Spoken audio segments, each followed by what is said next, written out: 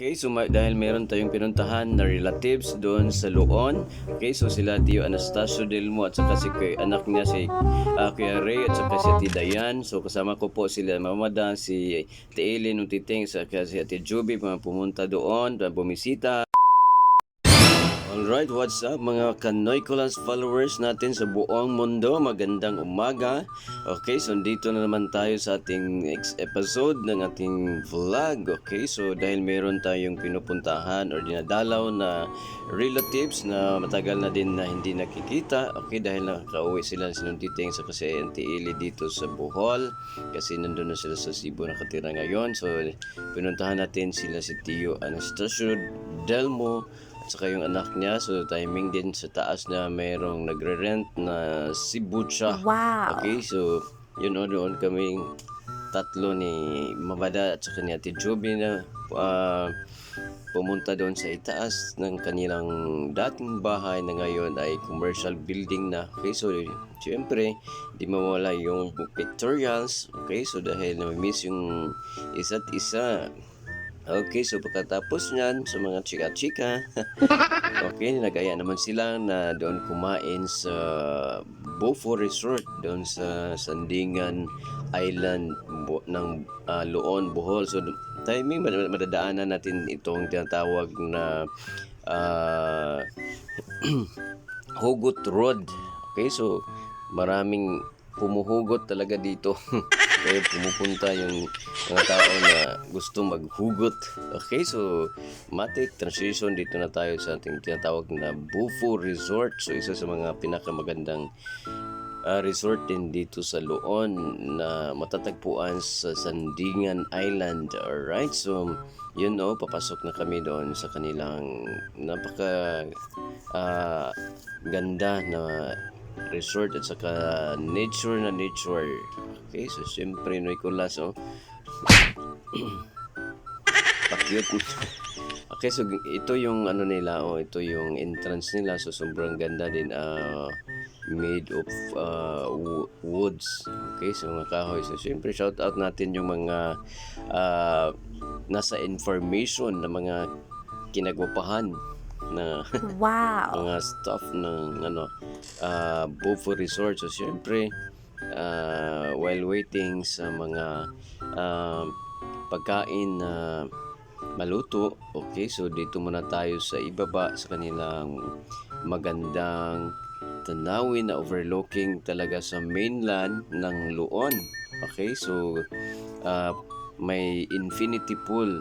Okay, so yan o, sarap maligo lalo na ngayon na tag-init na panahon. Okay, so sobrang ganda talaga dito sa likod nila. May swimming pool na malaki at saka siyempre doon naman sa likod nila yung tinatawag na seashore. So masarap siguro dito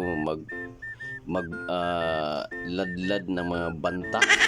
Okay, kasi marami talagang bakasi dito sa likod nila na dagat. Sure ako, marami talagang mga bakasi dito. Yun oh, so sobrang ganda talaga ng view. Saka dito naman sa gilid parang may part na matingnan mo lahat ng mga magagandang view sa likod. Saka sobrang maaliwalas talaga din dito. Saka sobrang ganda ng hangin. Okay, so yun oh.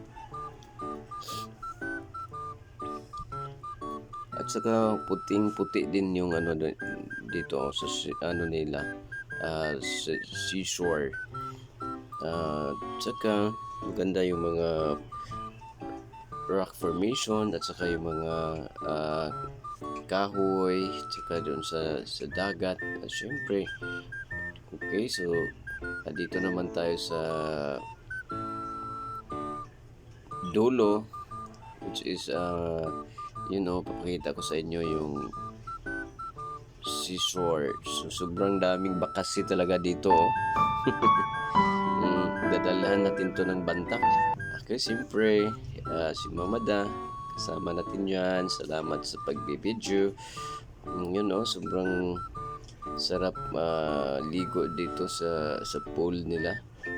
Saka yung ano talaga nila dito, sobrang amazing yung place din nila dito kasi nature na nature. Saka doon yung ano naman nila, yung resort, yun ang ganun kaganda yung view.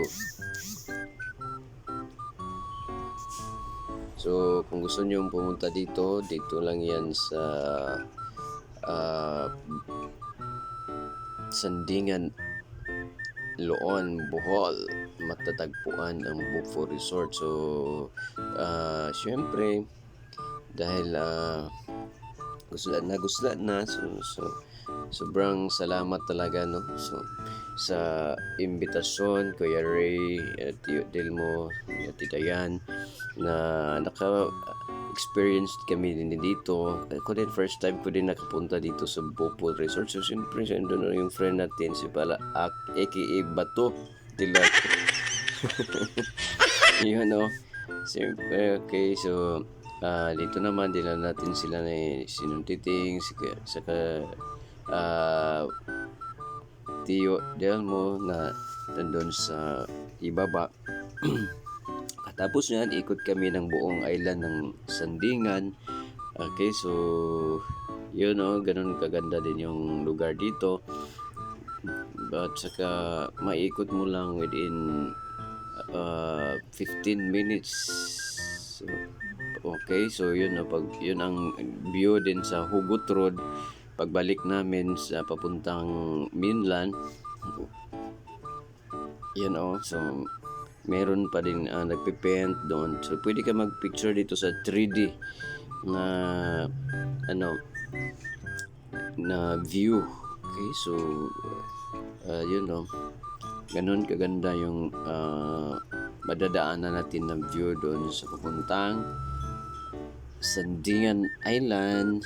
Alright, so pagbalik naman namin doon sa mainland, okay, so doon sa kanilang lumang bahay dati, so siyempre dahil mainit ng panahon, nagalok din sila na may milk tea kami doon sa itaas. So dinalaman sila ng titing nandun sa itaas. So maraming salamat po Tio Anastasio, kay Ray at ni Ate Dayan sa bonding.